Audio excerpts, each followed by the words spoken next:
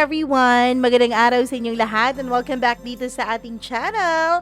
Ako na naman ang iyong nag-iisang Mama Mia para na naman sa part 2 ng kwento ni Ann. Ano ba namang na naman? Oo, kwento ni Ann ang ating pagsasaluhan for today's video. Pero bago ang lahat, nais ko muna mag-thank you sa ating mga suking tagapakinig. Hi naman ako kay Jovi Sinok, silent listener daw all the way from Hong Kong. Maraming salamat talaga. Dick Johnson, maraming thank you sa pakikinig. Luna Lollipop, Sheila Alday, maraming thank you din kay Maria Lazan. Hello sa iyo.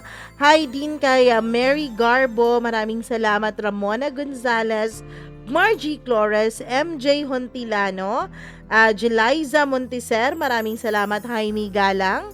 Hello rin kay Josevina, kay Maricel Mina na laging nakikinig. Jen 8864 all the way from Iligan City. Hi sa mga taga Iligan.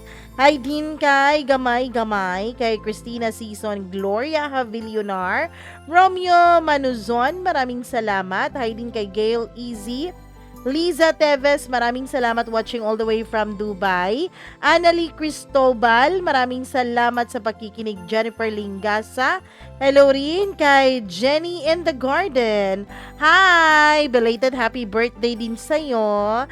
Maraming salamat. Ayan, hello din kay Zoe Valenzuela, maraming salamat. Yen Torhidor, hello rin kay Rosana Crisostomo, thank you so much. Clarinel Miguel, Noli Fabrigar, maraming salamat. Michelle Katong, Chris Gler, Orapa, maraming salamat. At sa lahat po ng ating suki, thank you so much sa pakikinig ninyo. Wag na nating patagalin dahil alam kong excited na kayo sa part 2 ng kwento ni Ann dito lamang sa Dear Mama Mia.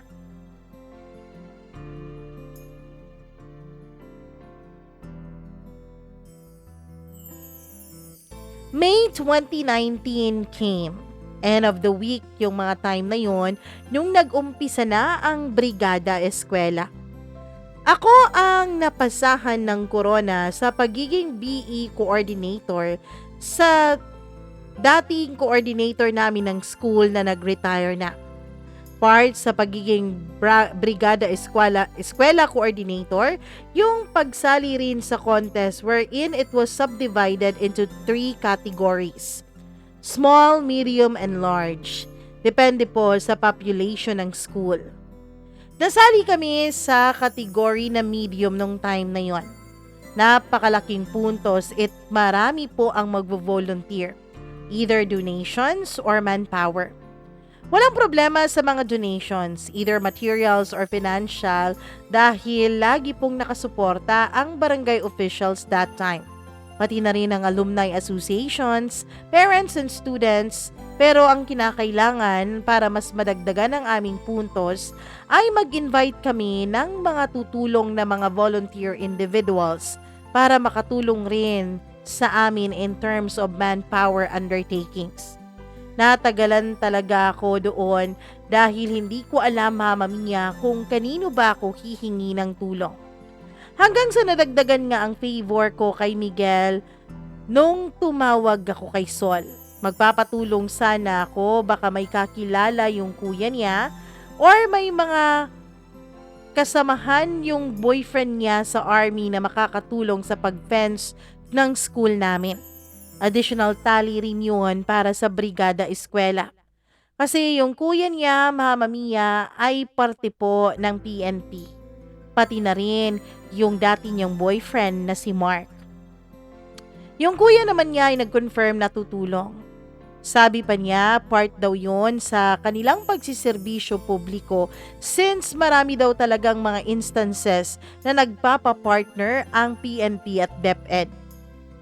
Nakon, malaking pasasalamat ko talaga sa tulong mo, sir. Sabi ko kay Migs after nilang naayos ang aming cyclone wire fence dahil nga natumba iyon nung malakas ang bagyo. Walang problema yun, ma'am, sagot niya. Ang dami ko ng utang sa iyo, sir, ano? Madami na ba, ma'am? Parang 2 pa ata.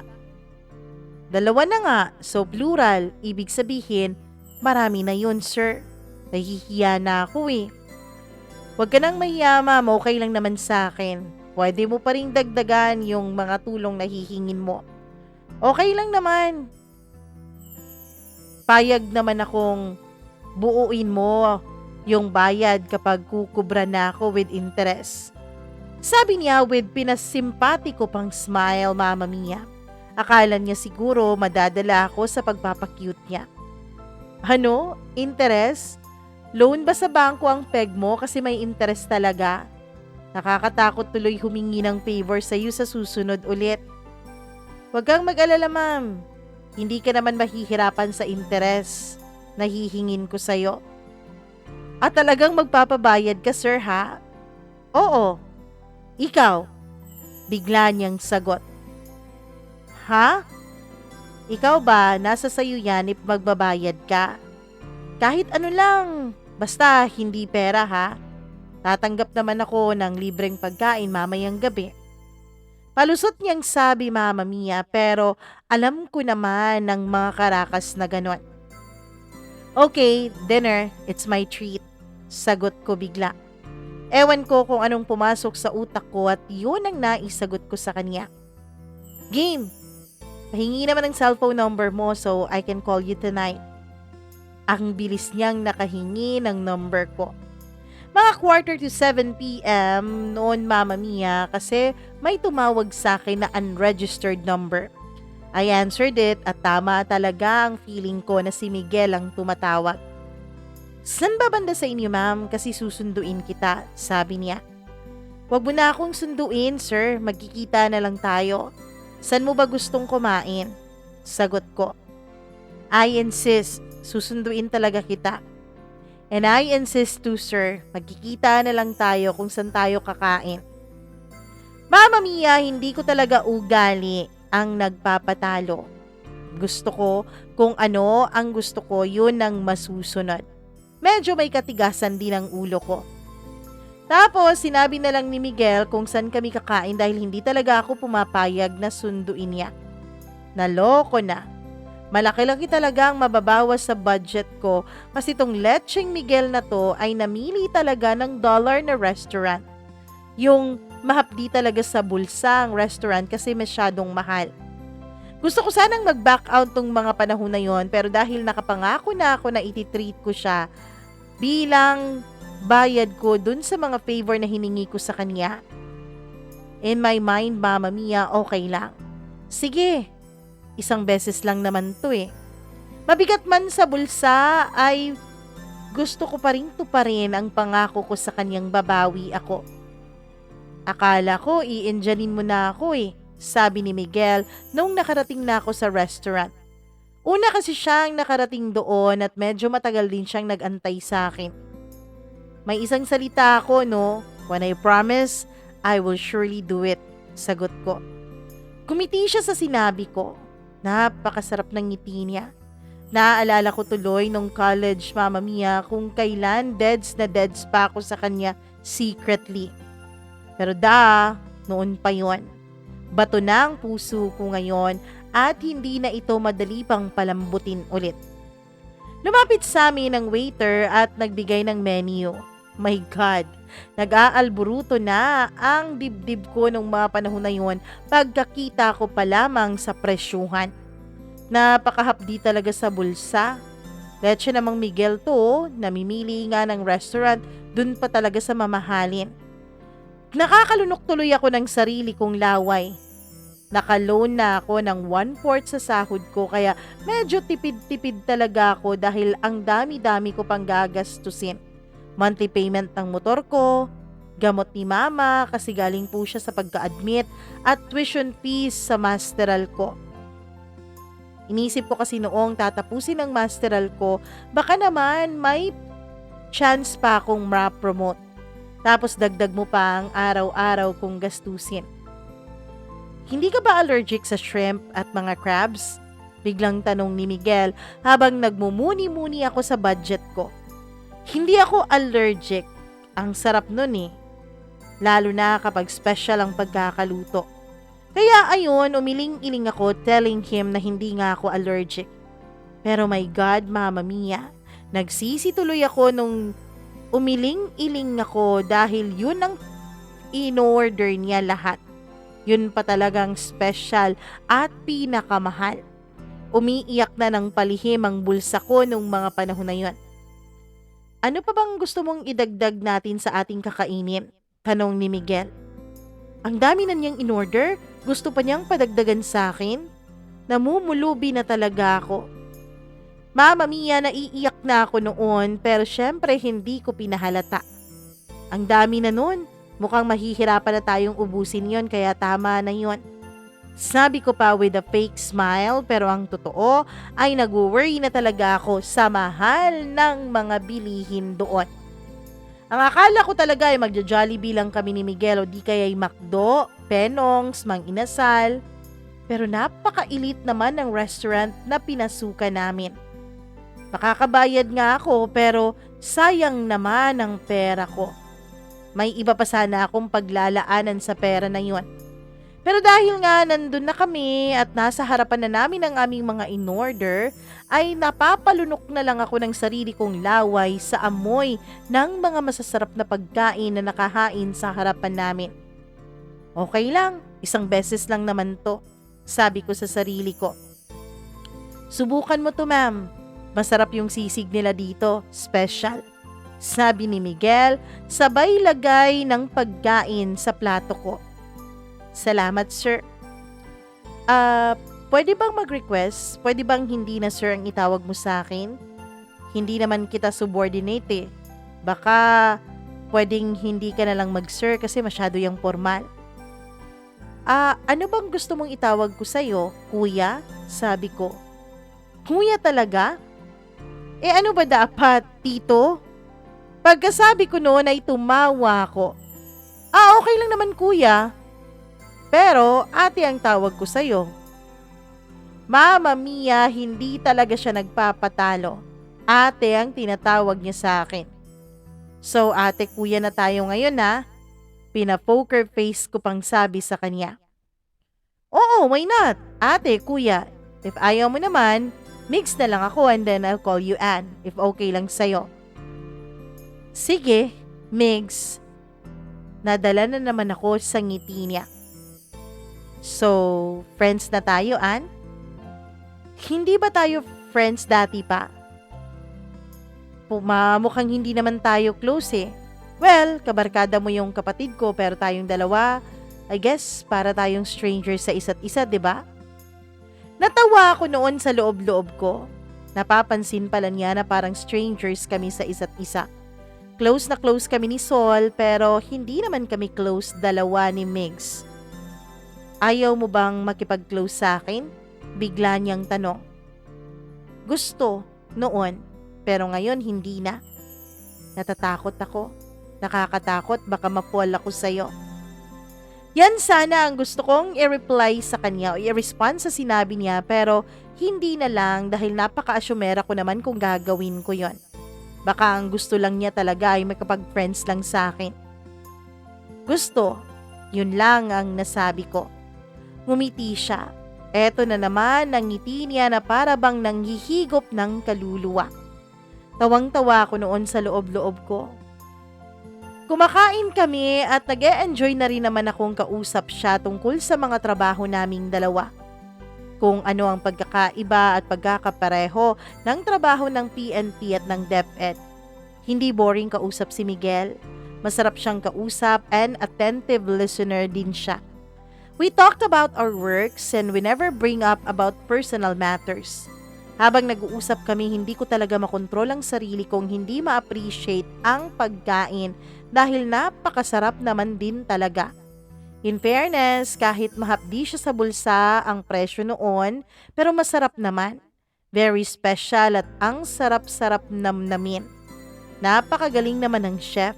Napakamalinamnam ng mga inihanda niya. After naming kumain ay sumenya si Miguel sa waiter at naghingi na ng bill namin. Ako na, it's my treat kasi close na tayo. Sabi ni Miguel nung bigla ko nang kukunin ang pera ko sa loob ng sling bag na dala ko. Kasi nga sabi ko sa kanya treat ko naman ang dinner na yon, 'di ba? Binigay ni Miguel ang bayad pagkatapos yung sukli ay binalik niya ulit sa waiter. Diba, it's my treat dapat?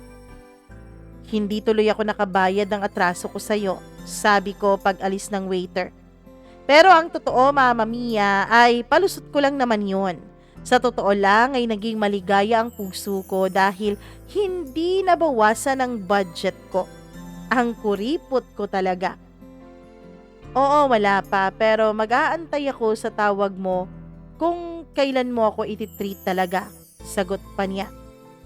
Eto talagang taong to, para-paraan din eh. Ibig sabihin may next time pang dinner date na to? Pero kung yun ang mangyayari, ako na ang pipili kung saan kami kakain. Bahala talaga siya kung hindi pasado sa palate niya. Ako na ang magsasabi dahil ako naman ang magbabayad. After naming nag-dinner ay umuwi na rin naman kami. Nung matapos na ang brigada eskwela dahil sa mga donations, assistance at mga volunteers ay naka-third kami sa medium category out of many secondary schools na sakop ng aming division. Mama Mia, naisip ko, talagang magkakatotoo na ang pagbabayad utang na loob ko kay Miguel.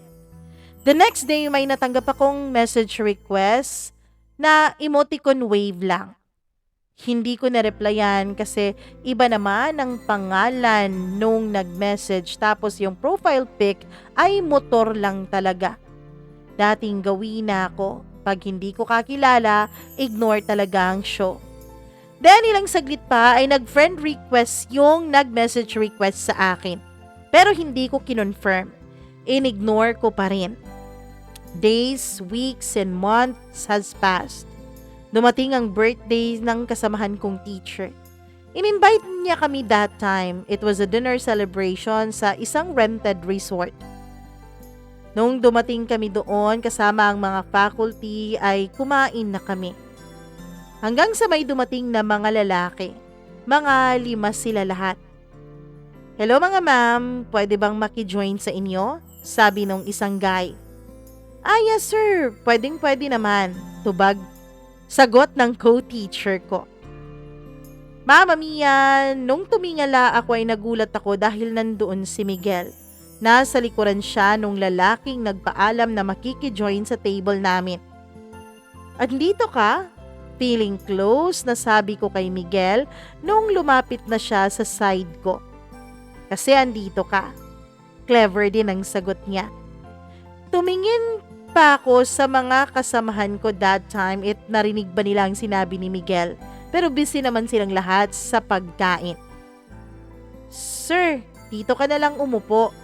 Sabi ng kasamahan ni Miguel sa kanya nung time na binigyan nila si Miguel ng upuan. Para siyang hari na merong mga alipores. Respectful ang mga subordinates ni Miguel sa kanya.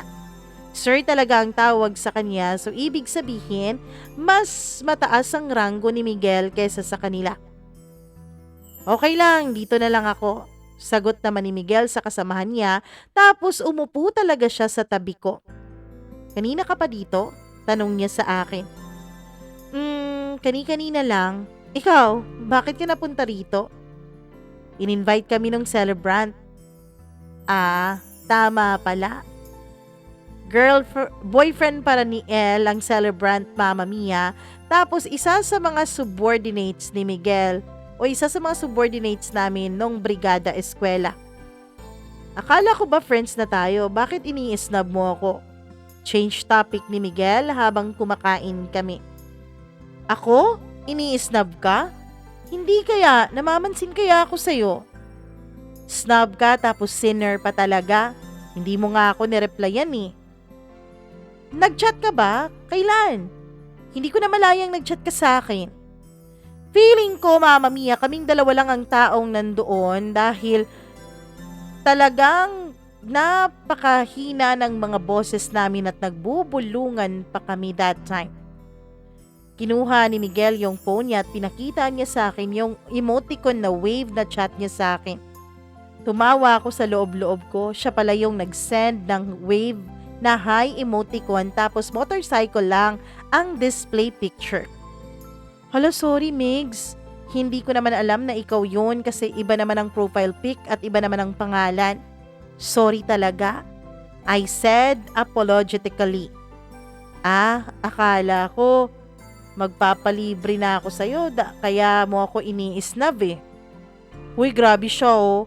Hindi kaya, ititreat naman talaga kita. Plano ko ngang kontakin kita pero masyado lang talaga akong naging busy kaya hindi kita natawagan. I said defensively.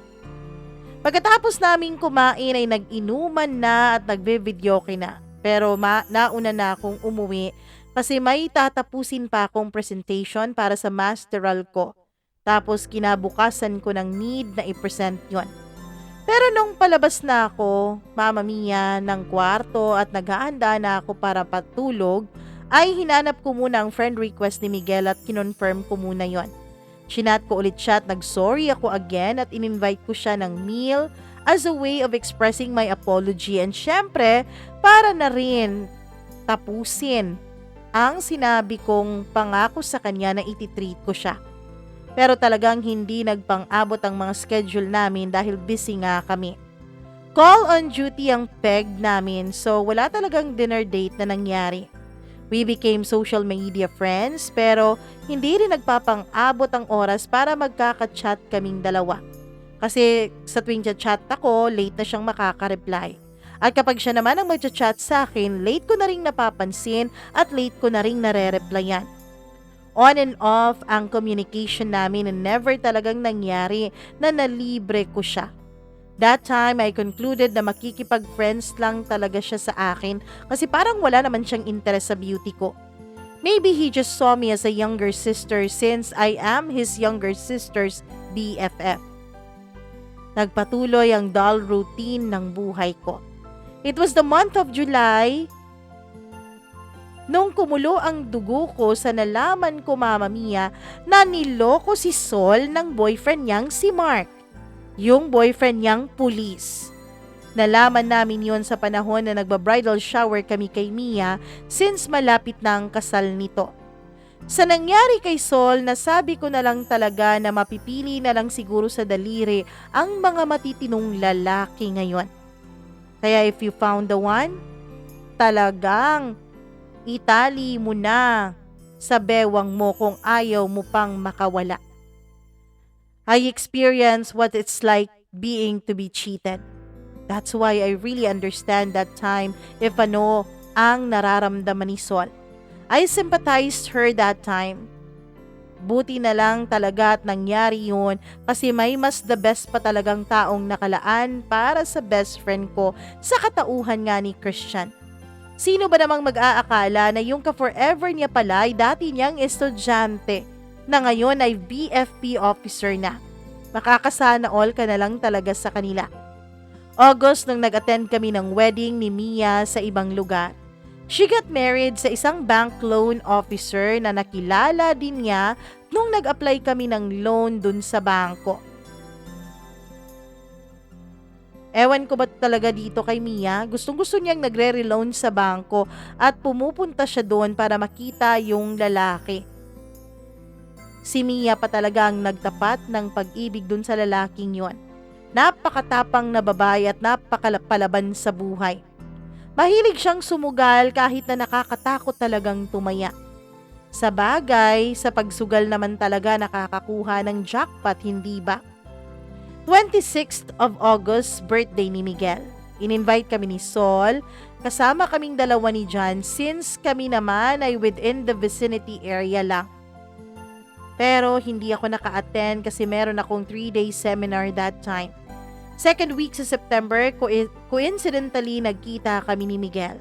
Papunta ako noon sa school supplies section tapos si Miguel ay naglalakad na para bang palabas na sa department store. Pagkakita niya sa akin ay napansin niya agad ang beauty ko. Natuloy ang palagi na lang nauudlot na pag-treat ko sa kanya after the busy schedules.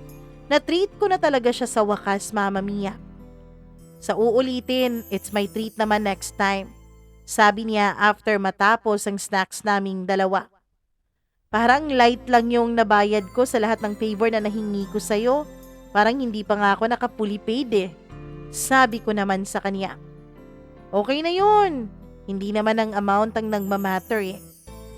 So, ano pala ang nagmamatter kung hindi amount? Quality time at sa tao. Kaya salamat talaga sa oras, Ann. Serious mode ang reply niya, Mama Mia, at ngumiti na lang ako sa sinabi niya. After noon ay hindi na nasundan pa ang pagkain namin sa labas. Wala na rin kaming masyadong communication dalawa. No text, no chat. Ganun talaga kami nung mga panahon na yon. Until November 1 came, araw ng mga patay. Bumalik kami ni Mama sa lugar namin dati, sa lugar kung san kami unang nanirahan nung buhay pa ang papa ko. Bumiyahe kami ng 3 hours mahigit ni na Mama at ng kapatid ko para mabisita namin ang libingan ni Papa. Namiss ko na ang papa ko, as in miss na miss ko na siya. He will always be in my heart and forever be remembered. Si Mama kahit may asawa na siya at nag-asawa siya ulit ay hindi pa rin siya pumapalya sa pag-alala kay Papa. Kasi napakabait naman talaga ng papa ko nung nabubuhay pa siya. Na kahit pa nga lumipat na kami ng tirahan, nung nag-asawa ulit ang mama ko ay lagi pa rin naming pinupuntahan ni Mama ang libingan ni Papa. Si Uncle Ram naman, Mama Mia, ay pumunta din doon sa sementeryo kung saan nakalibing ang first wife niya.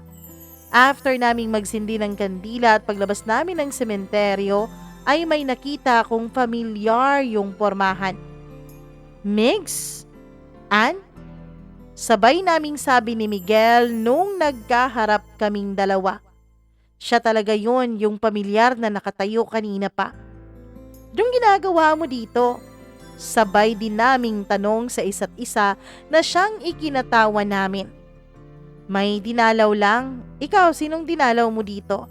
Siya ang unang nakabawi at nakasagot. Papa ko, sabi ko. Condolence pala. Salamat pero matagal nang wala si Papa. Elementary pa lang ako. Sagot ko naman. Sa pagkikita naming dalawa ay in-invite ako ni Miguel na kung okay lang ba na gumala kami kinabukasan. Kasi babalik din daw siya sa lugar namin. I agreed kasi sa tita ko naman na kapatid ng mama ko ako matutulog at kinabukasan pa ang biyahe namin pabalik ni Mama.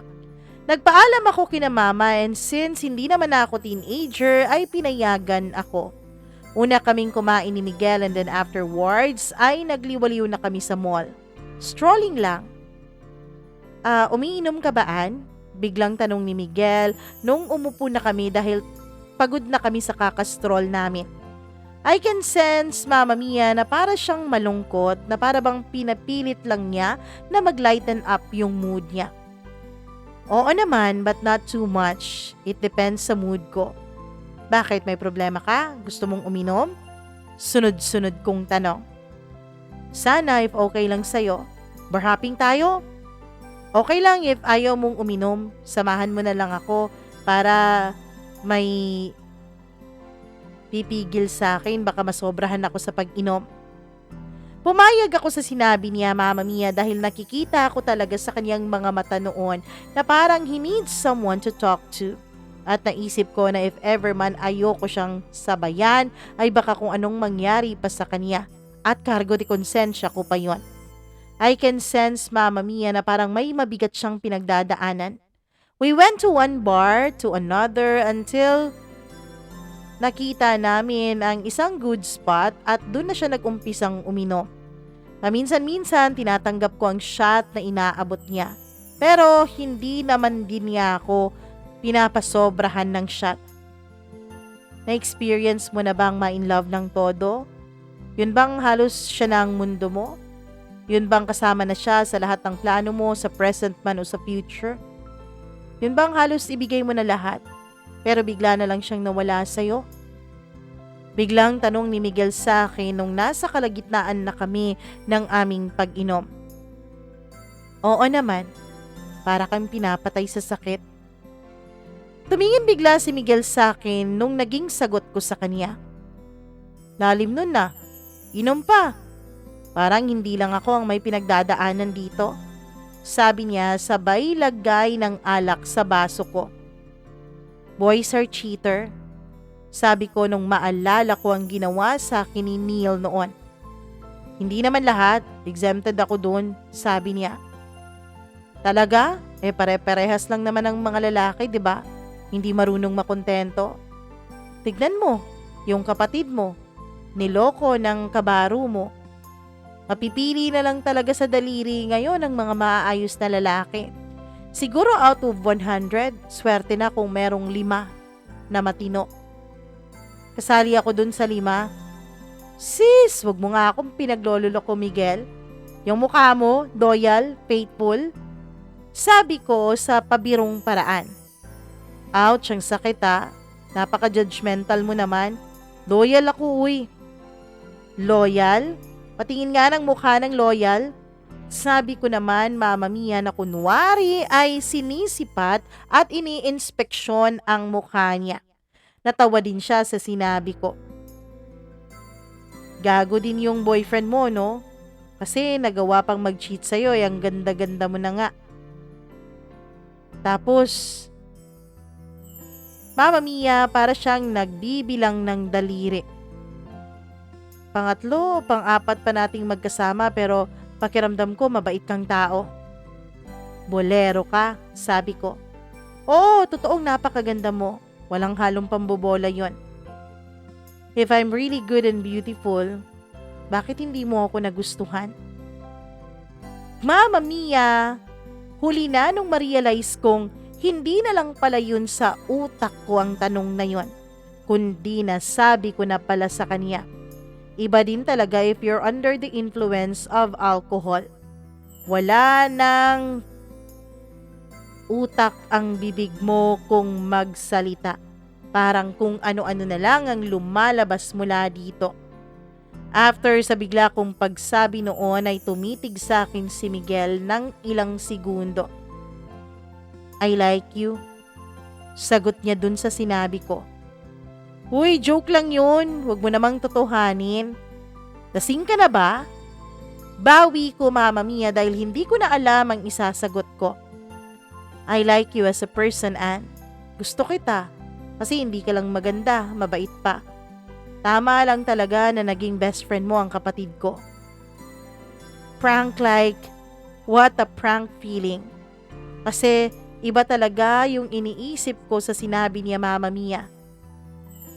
Like lang naman pala niya ako as a person with no spark and no affection. Simple admiration lang for my attitude and prettiness. Nasabi ko noon na dapat hindi talaga asyumera ang babae. Dapat talagang nag-iisip bago mag-assume. Kasi ang totoo, Mama Mia, iba na talaga ang pakiramdam ko nung sinabi niya sa akin na I like you. Pero like lang pala niya ako dahil mabait ako. Nagpatuloy si Miguel sa kanyang pag-inom nung bigla niya akong tinitigan. Parang ang dami-dami na rin ang nainom niya noon. Kaya pinigilan ko na siya. Siyempre, yun naman ang role ko ng pagsama ko sa kanya, 'di ba? Para may tagapigil siya in case na sumusobra na siya. Pero he insisted na ubusin na lang daw niya yung half na laman ng boteng natitira. Para madaling matapos ay sinamahan ko na siya sa pag-inom noon. Mama Mia, para na talagang lasing na si Miguel noon dahil sa tuwing tumatayo siya ay halos matumba na siya. Pero kaya pa rin naman niyang maglakad. Kaya ayon, iniwanan ko na lamang yung kanyang sasakyan dun sa parking area ng bar at nakiusap na lang ako sa guard na babalikan na lang namin yun kinabukasan. Miguel insisted na kaya pa raw niyang mag-drive at okay lang daw siya, but I insisted na hindi na dapat.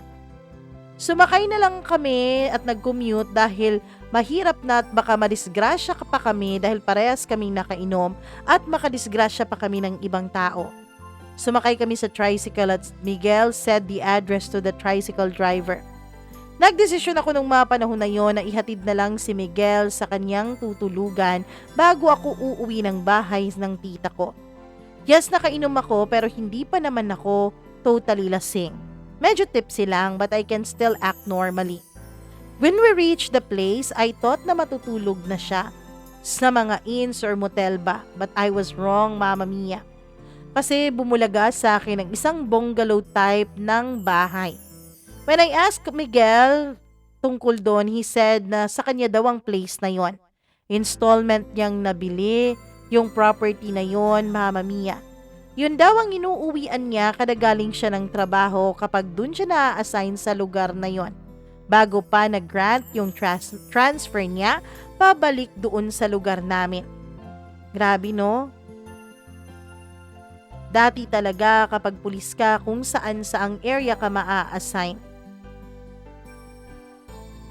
Napakahirap din naman talaga ng trabaho niya. Pumasok kami sa bahay, I saw a lot of pictures ni Miguel with a girl na nakasabit sa wall ng kwarto niya and a picture frame sa bedside table. When I looked at it closely, it was Miguel with the same girl pa rin. Yung babaeng kasama niyang nanalo doon sa intramurals pageant. Siya ba yung rason ng pag-inom mo? Hindi ko napigilang tanong noon sa sarili ko kay Miguel. Tiningnan ni Miguel ang picture frame na tinuturo ko, Mama Mia, at biglang tumulo ang luha sa kanyang mga mata. First time kong makita ng lalaking umiiyak ng dahil sa isang babae. Sabi ko noon, napakaswerte naman ang babaeng yon. Mahal na mahal siya ni Miguel. Nagawa pang maglasing ni Miguel at umiyak ng dahil sa kanya. Hindi ko mapigilang mahiling na sana ako yon. Na sana ako na lang ang rason ng kanyang pag-inom at pag-iyak. Pero nang ikwinento na ni Miguel ang tungkol dun sa babaeng yon ay binawi ko ang iniisip ko, Mama Mia. Ayoko, dahil ayoko pa pong matay, Chi. Ayoko pa pong mamatay. Bata pa ako at marami pa akong gustong ma-achieve sa buhay ko. Nawa ako kay Miguel, Mama Mia, knowing na that girl left him. Pero hindi pala basta-bastang umalis yung babae. Namatay pala yung babae sa isang car accident, Mama Mia. At ang pinakamasaklap pa ay buntis ang babaeng yon. The girl was carrying Miguel's child, 2 months pregnant ang babae nung madisgrasya at mamatay. Napakasakit. Buti na lang sana kung nangaliwa ito kaysa sa tuluyan na itong hindi makita ni Miguel sa habang buhay. I know kung gaano kasakit yon sa part ni Miguel upon seeing him lamenting. Ang rason pala nung nakita ko siya sa sementeryo ay yung babae pala ang pinuntahan ni Miguel at dinalaw doon. 1 taong mahigit na palang wala yung babae. Nakakaawa dahil plano na pala nila ni Miguel na magpakasal. Kasi higit 1 taon na rin silang magka-live-in bago nila malaman na buntis yung babae. Ibig sabihin ng bungalow na pinalinis lang ni Miguel at inuuwian niya kapag nandoon siya ay ang dating lungga pala nila ng babae. Dating love nest pala nila kaya punong-puno ito ng mga picture nila ni Miguel together na nakadikit sa wall. Tama na, Migs. I know kung gaano kasakit mawalan ng minamahal sa buhay. Kasi siguro ganyan din ang naramdaman ko nung iniwan kami ng papa ko. Parang bumagsak ang mundo namin ng mama ko noon. But we need to move forward, Migs. We need to go on with our lives kasi mahirap naman na hindi tayo maging masaya. Hindi rin magiging masaya ang mga loved ones natin habang tinitignan tayo kung nasaan man sila. Na ganito ang sitwasyon natin, na nalulungkot tayo at hindi tayo sumasaya. Kino-comfort ko si Miguel habang hinahaplos ko ang balikat niya. Tumingin sa akin si Miguel at titig na titig siya sa mukha ko. Ako din naman, Mama Mia, ay titig na titig rin sa kanya nung mga panahon na yon. Unti-unting lumalapit ang mukha niya sa mukha ko. Nakatitig lang ako noon sa kissable lips niya. And I know kung ano ang gustong gawin ni Miguel pero syunga ako, Mama Mia. Kasi dapat umiwas ako. Dapat itulak ko siya palayo. Pero hindi yun nangyari. I accepted his igniting kiss and responded to it boldly. Dahil sa tawag ng laman, Mama Mia, dahil sa tawag ng init ng katawan, ay nahila ako sa hot lips at kissable lips ni Miguel. Samahan mo pa ng alcohol na lalong nagpapainit ng nararamdaman naming dalawa. Hindi ko siya tinulak palayo. Bagkus, Mama Mia, I responded to his kiss. I responded to his kisses. At may nangyari nga sa aming dalawa ni Miguel. Dapat siguro talaga akong pangalanang Antanga. Kasi kahit alam ko na under lang siya noon sa influence ng alak at dala na rin ng lungkot na nararamdaman niya sa pag-aalala niya sa kanyang one great love, ay hinayaan ko pa rin siya na gawin sa katawan ko ang mga bagay na dapat ginagawa ko lang sa lalaking mahal ko at mahal ako. Hindi ko siya tinulak palayo, bagkus niyakap ko pa siya, bagkus iningud-ngud ko pa ang sarili ko sa kanya. Hindi ako tumanggi. Yes, naging marupok ako nung gabing yon. Nag-acrobatic pa kaming dalawa, Mama Mia. Para pa kaming naging mga gymnast ang galawan namin noon sa kama. Medyo nagulat ako sa katawan ko kasi matagal na akong walang exercise. Hindi lang sa kama, kundi literal na exercise talaga. 4 na taon na, Mama Mia, ang lumipas since na-experience ko ang pagkakaroon ng kaniig sa kama. 4 na taon na rin kasi nung huli akong may nakarelasyon. So ang tagal-tagal na talaga na para bang nagkaroon na ng cobwebs itong pagkababae ko. Hindi ko alam, Mama Mia, ang pagmamaneho. Si Miguel talaga ang kumilos noon sa lahat ng acrobats at sumunod lang ako sa guidance niya. Nagpaubaya lang ako hanggang sa matapos ang isang gabing pagtatalik na punong-puno ng mga ungol. Vowels lang ang nasasabi namin. A, E, I, O, U. Grabe, hindi ko talaga malimutan yon, Mama Mia. At nakalimutan ko rin lahat ng naset kong boundaries and principles after 4 years of not being in a relationship. Isang Miguel lang pala ang makakasira ng ipinundar kong haligi sa sarili ko.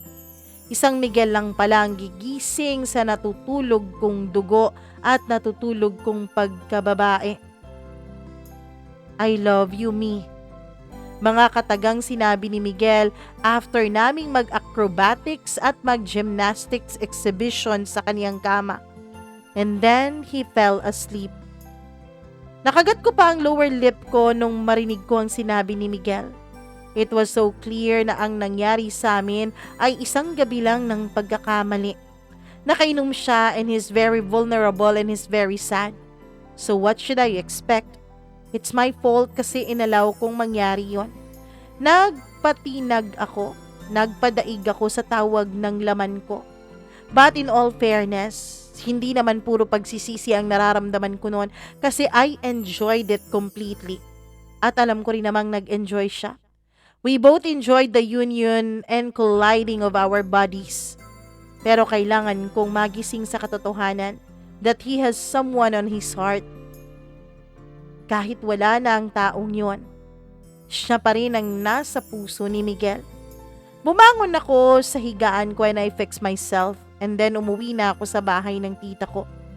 Sa hindi pa ako nakakaabot ng bahay ng tita ko ay nagchat na ako sa pinsan ko. Mama Mia, alam ko kasing yung pinsan ko na yon ay nocturnal. Parang owl po yun. Gising na gising sa gabi at tulog na tulog sa umaga. Kinausap ko siya, sabi ko pagbuksan niya ako ng pinto pagdating ko. Kahit puyat na puyat ang drama ko nung mga panahon na yon ay naligo pa rin ako pagdating ko dahil mahirap na at baka maamoy ako ng mga tao dun sa bahay kapag nagising sila. Baka maamoyan nila na nangangamoy lalaki at alak ako. Mahirap na baka yun pa ang pagsimulan ng napakaraming chismis. Alam kong patay talaga ako sa mama ko. Yung pinsan ko, Mama Mia, ay binigyan ko ng pera para wag nang magsumbong sa mama ko na late na akong nakauwi at medyo nakainom pa talaga.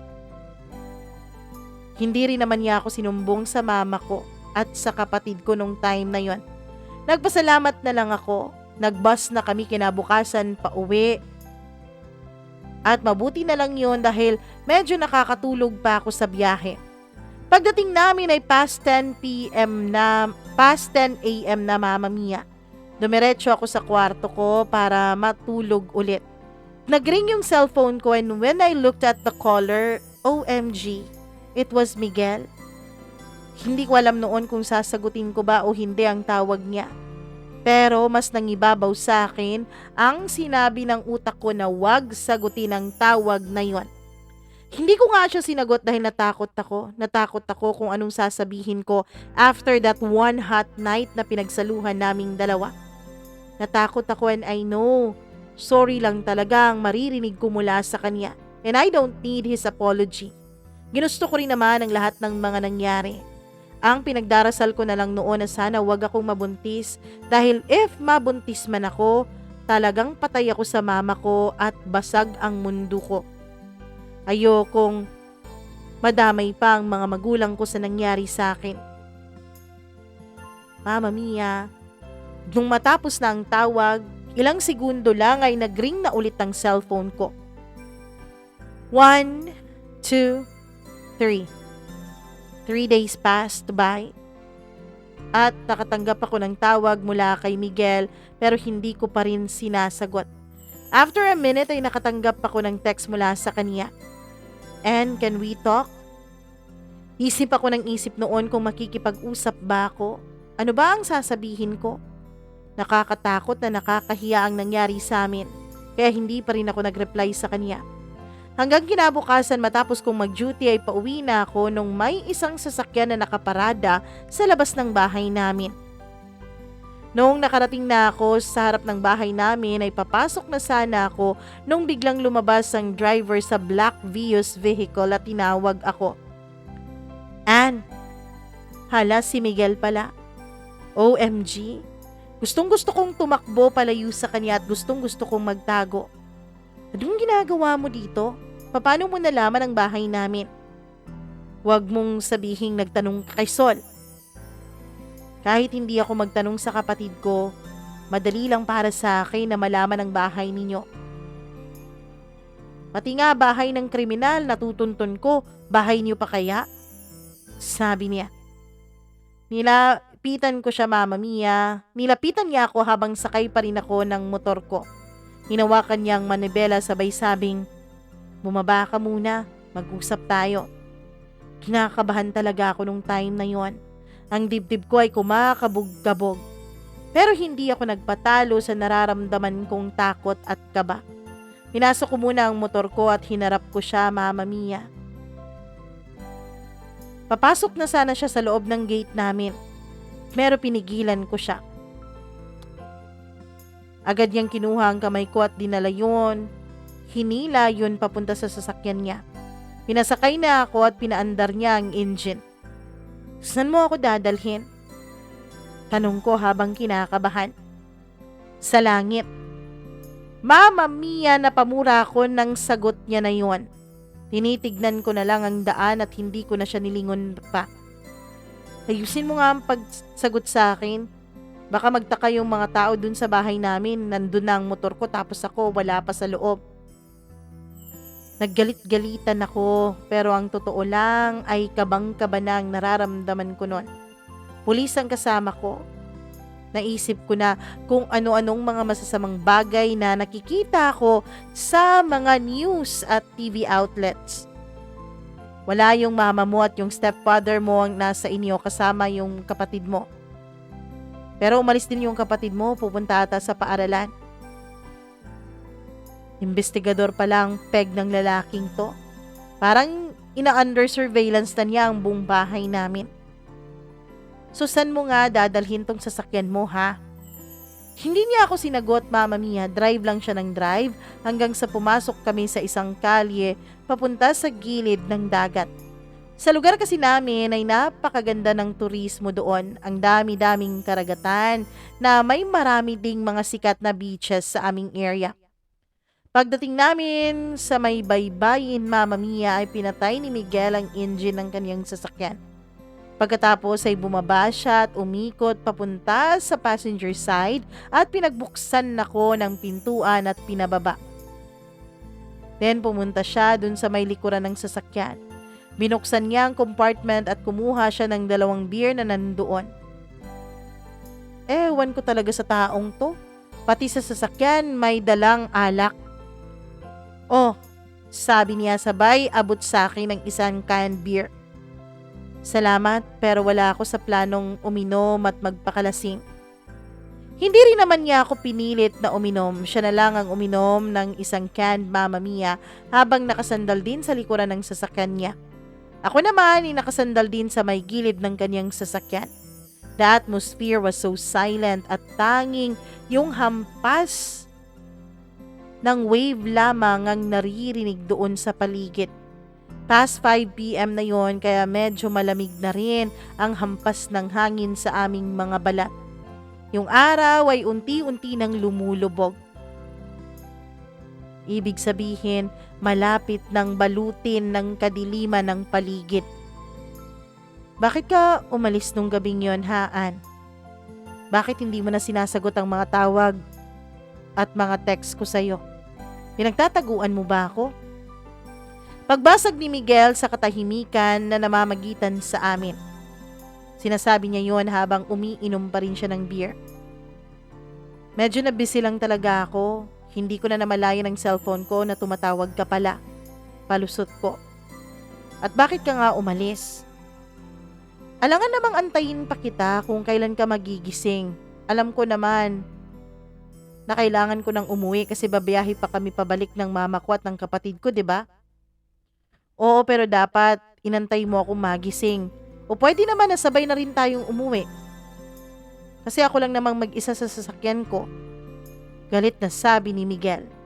Nagulat ako sa reaksyon niya, Mamma Mia, pero sandali lang naman at bigla din naman siyang nagsorry sa akin. Humingi siya ng sorry tapos uminom ulit. Sabi ko sa sarili ko, ano bang nangyayari sa lalaking ito? Bakit bigla-biglang nagiging hyper tapos bigla-bigla ding humihinahon? Kung ang rason ng pakikipag-usap mo sa akin ngayon ay tungkol sa nangyari sa atin noon, huwag kang mag-alala, hindi naman kita pipikutin. Alam ko namang nakainom tayo parehas nung time na yon and it was just a one night stand. Kaya ibaon na lang natin yon sa ang lahat sa limot. Okay? Sabi ko, Mamma Mia. Tinignan ako ni Miguel. Grabe ang kabog ng dibdib ko habang tinititigan niya ako.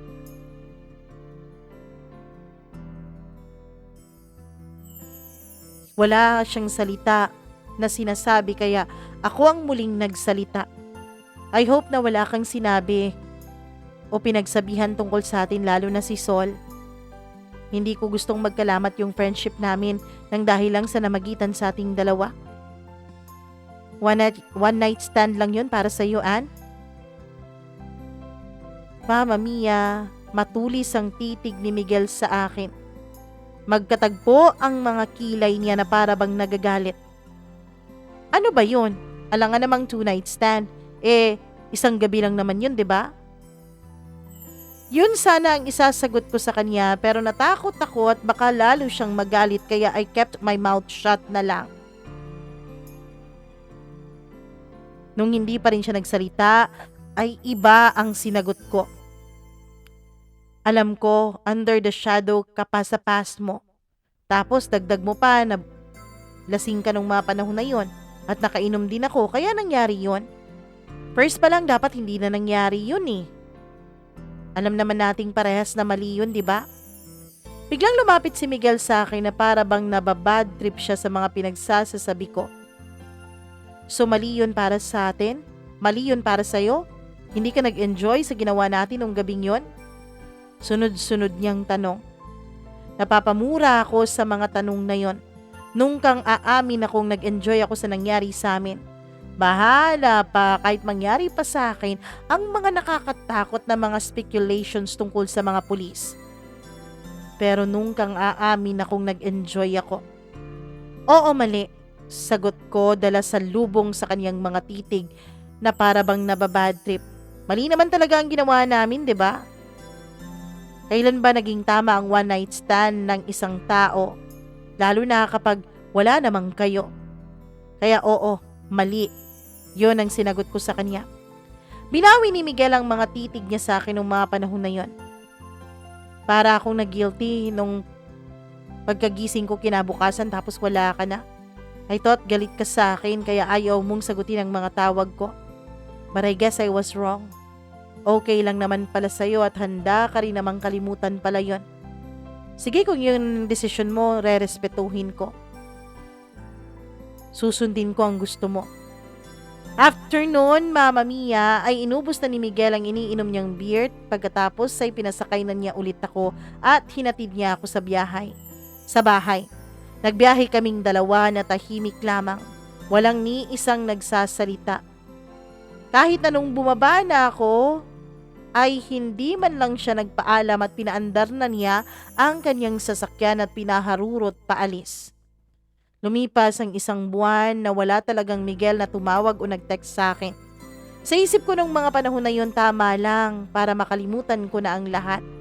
Alam ko naman na ang nangyari sa amin ay dahil lang sa sobrang kalungkutan niya at sa kalasingan niya. And at the end, sorry lang talagang mapapala ako. I can't blame him, Mama Mia, kasi kagustuhan ko rin naman ang nangyari sa amin. Pasalamat na lang ako na after a month sa nangyari sa aming dalawa ni Miguel ay dumating pa rin naman ang menstruation cycle ko, signifying na hindi nagbunga ang kabaliwan naming dalawa. Until umabot ang 3rd week ng December. Tumawag si Sol sa akin tapos umiiyak.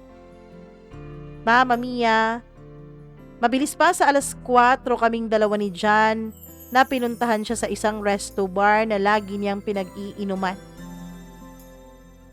Tawang-tawa kami ni John nung mga panahon na yon dahil sexy ang damit ni Sol tapos mag-isa lang siyang umiiyak sa bar at umiinom. Very outfit naman ang friendship namin.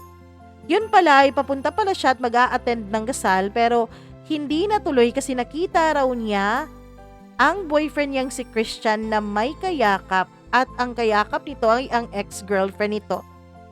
Tapos nabasa raw niya ang mga chat ng babae sa messenger ni Christian, pati na rin ang mga video call records nila sa isa't isa.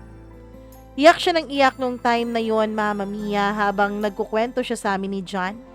Kahit anong pigil namin sa kanya ay hindi siya nagpapapigil sa pag-inom kaya hinayaan na lang namin siyang tumagay para naman maibsan ang sikip ng kanyang damdamin. Hindi rin naman palaging umiinom itong kaibigan namin. Pero iba din ito siya kung malasing kasi talagang nakakalimutan niya lahat ng nangyari. Kami pa ang talagang mababaliw sa pag-aayos sa kanya. Bakla, anong gagawin natin sa kanya? Mahirap naman kung iuwi natin to sa bahay nila tapos ganito yung itsura. Patay tayo sa mama't papa niyan. Baka mapagkamalan pa tayong bad influence, sabi ko kay John, Mama Mia. Nung humahalik na talaga si Sol sa mesa dahil antok na, lantang-lanta na. Ipapasundo na lang kaya natin siya sa kuya niya? Sagot naman ni John. Baliw, wag! Gusto mo bang pagalitan tayo ng kuya niyang pulis, ha? Ang ending, Mama Mia, ay magkabila ang braso kaming dalawa ni John ni Sol para maalalayan namin siya palabas ng bar. Pumara kami ng tricycle at nagpahatid sa pinakamalapit na inn. Alam mo,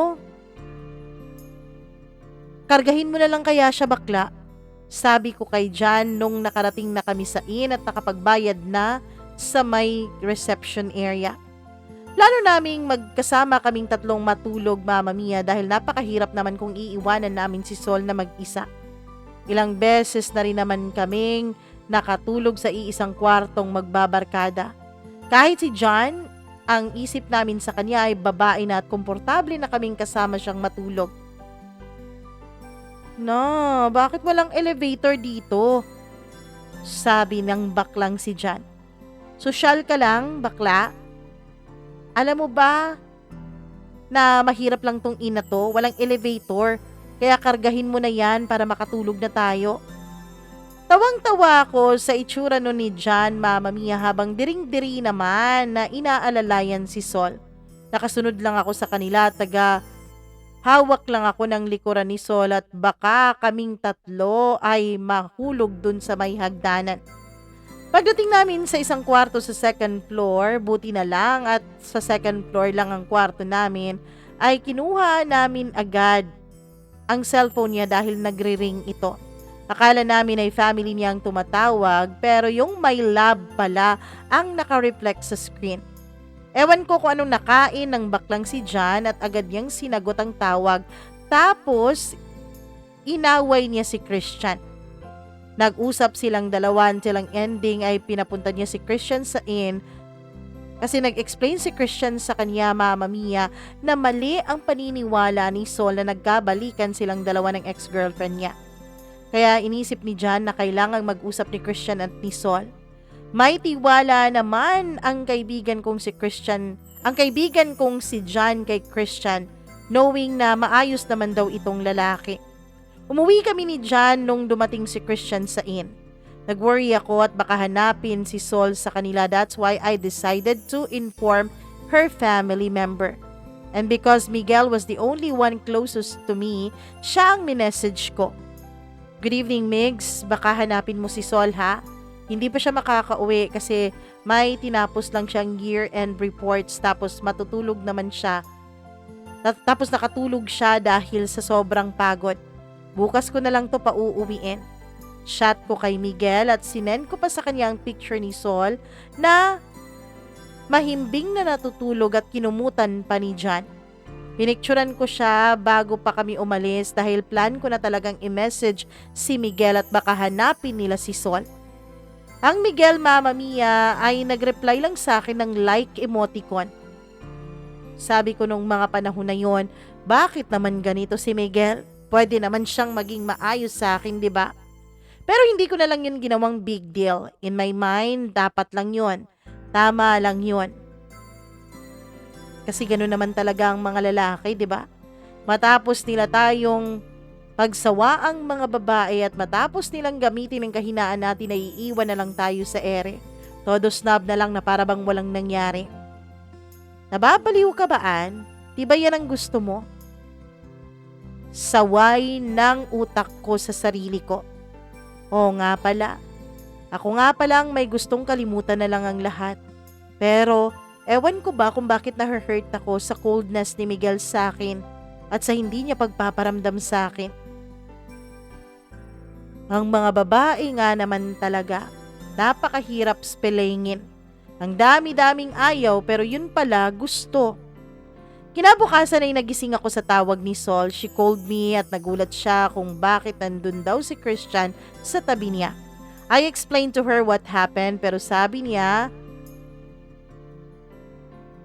ay pinaalis niya raw yung boyfriend niya. I encouraged her to talk with Christian dahil hindi pwedeng takasan ng problema. Napakagaling ko namang mag-advise sa kaibigan ko. Pero ako mismo sa sarili ko ay pilit sinusolo ang problema at tinatakasan pa. Gusto kong magtanong noon kay Sol if kumusta na ang kuya niya, kung anong ginagawa ng kuya niya, pero wala akong lakas ng loob para itanong ang mga tanong na yon. Sinubukan ko na lang kimkimin ang nangyari sa aming dalawa ni Miguel. Not even isa sa mga kaibigan ko ang sinabihan ko, Mama Mia. I can't utter even a single word about what happened with Miguel and I. Hindi ko rin gustong mag-share kay Sol dahil alam kong may problema din siyang iniisip. What she needs that time was a friend at hindi pandagdag sa lungkot na kanyang nararamdaman. That's why I played my role being as her friend and advise her on what to do. And that is to face Christian. Talk to him para masolusyonan ang mga issues nilang dalawa. Ako naman sa sarili ko that time, I just kept on telling myself na nakapili na si Miguel. Pumayag na siyang kalimutan ng lahat so wala nang rason pa para ungkatin namin ang mga nangyari. Wala nang rason pa para magtanong ako kay Sol tungkol sa kanyang whereabouts. Walang kami ni Miguel. What happened to me and Miguel was just a snap of that hand that will remain a secret only to both of us. Yun ang nasa isip ko nung mga panahon na yun. Until dumating yung araw na nagkita kami ulit ni Miguel. Dumating kaming dalawa ni mama sa police station that time kasi nagpa-blotter ang mama ko dahil nanakawan kami. Ako ang kasama ni mama kasi ako naman ang nag-drive ng motor kung saan siya sumakay. Ang nangyari kasi Mama Mia, after nung Pasko, walang katao-tao ang bahay namin dahil pumunta kami sa family reunion ng side ng mama ko. Tapos yung lugar namin noon ay nauuso talaga ang nakawan. Gulat na gulat kami nung pagbalik namin ay wala na po ang laman ng tindahan namin. Nalimas lahat. Hindi lang naman kami ang nanakawan, marami pa po ang nanakawan dun sa aming lugar. May mga maliliit na sari-sari store at kasama na nga doon ang maliit na sari-sari store ng mama ko. Mama Mia, pinag-loan ko pa talaga ang ininvest namin dun sa tindahan na yon, tapos nalimas lahat. Nung nasa loob na si mama at kausap ang isang police officer, ay ako ay nasa labas lamang ng room at nakaupo. Nagkita kaming dalawa ng boyfriend ng katrabaho kong si El na isa ring pulis na kasamahan ni Miguel. Ma'am, anong sa atin? Pagtatanong ng boyfriend ni El. Nagpa-blotter kami sir. Nasa loob na si mama. Nagbibigay ng report. Sagot ko naman. Blooming ka ngayon mama. Parang mas lalo kang gumaganda sa new look mo. Alam mo sir, pulis ka talaga no? Napaka-bolero mo kasi. Sabi ko naman dun sa boyfriend ni El. Medyo naging close na rin naman kami Mama Mia dahil pumupunta-punta ito sa school paminsan-minsan at nakakatsikahan na rin namin ng aming mga kasamahan. New look ako that time kasi nagpagupit ako ng buhok at nagpa-rebond with slight hair color dahil galing nga kami noon sa pag-attend ng reunion. Kaya ayon, binobola-bola ako ng boyfriend ni El na mambobola naman talaga. Habang nag-uusap kami ay may 3 pulis na pumasok. Mama Mia, nung nagkatinginan kami nung isa ay si Miguel pala yun at nagkatitigan pa kami. Nagulat ako dahil kinabahan ako nung biglang tumigil si Miguel sa aming harapan.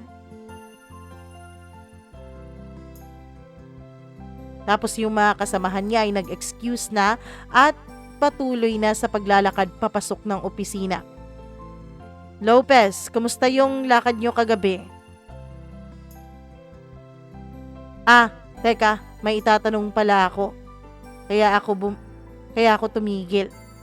Tahimik lamang ako noon Mama Mia at nagmamasid at baka ang kausap ni Miguel ay yung boyfriend ni El. Okay lang naman sir, sagot ng boyfriend ni El.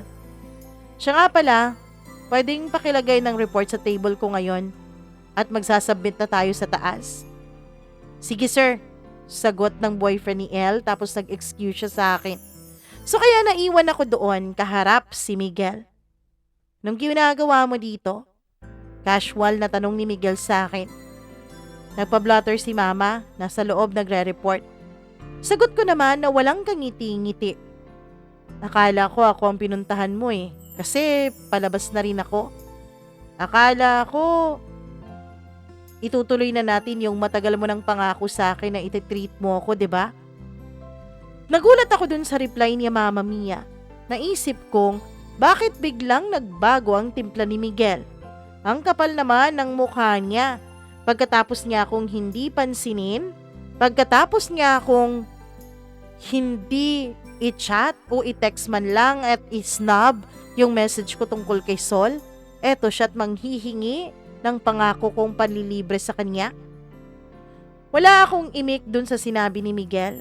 Hindi rin naman ako nakasagot Mama Mia. Dahil bigla siyang nangamusta sa akin at sumagot ako na okay lang. Kinamusta ko rin siya, sabi niya okay lang din naman siya. Lagi daw niya akong naaalala. Hindi ko alam kung anong nangyayari sa kanya. Hindi ko alam kung pinagtitipan ba niya ako, bakit bigla siyang naging ganon. Imagine after mahigit 1 buwan na wala kaming communication, tapos hindi kami nagkita ay bigla naman siyang naging ganito. Hindi ka ba magugulat sa ganyan?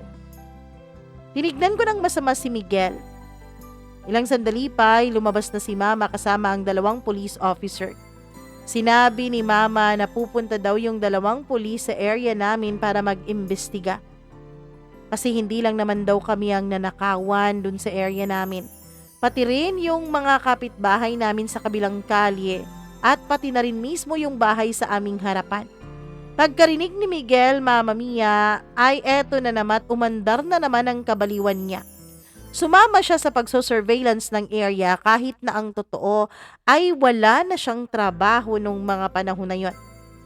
Sumakay yung mga pulis dun sa AMPRA o police vehicle at sinabihan pa kami ni Mama na sasakay na rin naman daw kami. Pero hindi ako pumayag. Sabi ko magkikita na lang kami doon sa aming lugar at baka isipin pa ng mga kapitbahay namin na nahuli kami. Sumakay kami ng mama ko sa motor namin. Mama Mia, nung mga panahon na yon ay wala na sa isip ko ang pagnanakaw na ginawa sa aming lugar. Ang nasa isip ko nung mga panahon na yon ay ang kakaibang kilos ni Miguel at ang kakaiba niyang mga sinasabi. Hindi ko na alam kung ano ba ang ibig niyang sabihin. Nalaman nila ni Miguel ang mga tumira sa mga nakawan na nangyari sa area namin kasi may CCTV ang harap naming bahay at kitang-kita yung pagmumukha ng mga kabataan na tumitira sa lugar namin. Member daw yun sila sa isang malaking akyat bahay gang, sabi pa ni Miguel. Wanted daw yung mga kabataan na yon, and after thorough investigation at surveillance, nagpasalamat na lang ang mama ko kina Miguel. Pero si Miguel naman, Mama Mia, ay umandar ang kalokohan. Sinabihan niya si Mama na bibisita daw siya sa lugar namin at manliligaw daw siya sa akin. Nagulat ang mama ko pero syempre pumayag siya. Kasi yun naman talaga raw ang gusto ng mga ina at mga magulang. Naligawan sa formal na pamamaraan ng kanilang anak na dalaga. Aalis na kami pero babalik ako bukas ha. Aakyat ako ng ligaw. Sabi ni Miguel sa akin after niyang magpaalam kay Mama. Ano bang nakain mo at bigla ka na lang manliligaw? New Year's resolution mo ba yan? Hindi ko na napigilan ang sarili kong tarayan siya, Mama Mia, dahil nagugulat na talaga ako sa mga galawan niya. Namiss kita. Leche namang sagot yan, Miguel, sabi ko sa sarili ko. Mama Mia, miss ko rin naman siya. Miss ko ang kanyang company sa akin. Pero ano bang namimiss niya sa akin? Ang acrobatic exhibition naming dalawa? Hindi ako sumagot sa sinabi niya hanggang sa umalis na siya kasama ang kanyang mga kasamahan at sumakay na sila sa police vehicle. Mama Mia, kinabukasan, inisip ko na hindi naman pala totoo ang sinabi ni Miguel na aakyat siya ng ligaw. Dahil wala namang Miguel na dumating kinabukasan. Dahil ang totoo, nag-antay ako sa sinabi niyang darating siya.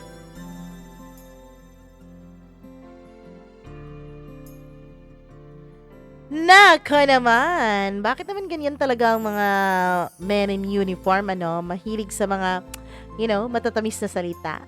Anyways, bukas, tatapusin na natin ang kwento ni Ann. Yes, tatapusin na natin. Medyo mahaba talaga bukas. Pero tatapusin natin. Pilitin nating tapusin dahil ayoko nang abutin pa ito ng Sabado. Kaya abangan nyo bukas ang part 3 at finale ng kwento ni Ann at ni Miguel.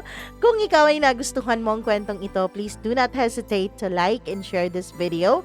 Huwag mo na rin kalimutan na mag-comment at syempre mag-subscribe dito sa ating channel, mag-click ng notification bell para lagi kang naa-update sa tuwing meron tayong bagong video na i-upload.